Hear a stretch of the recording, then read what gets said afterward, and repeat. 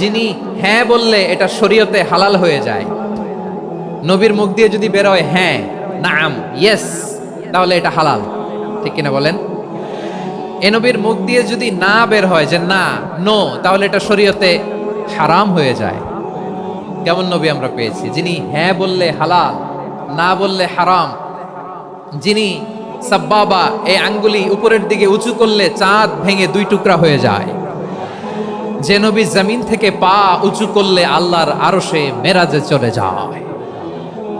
এমন নবীর উম্মত আমরা হয়েছি। যে নবীকে বাদ দিলে কোরআন বোঝা যায় না, কারণ এ নবীর উপরই কোরআন নাজিল করেছে কে?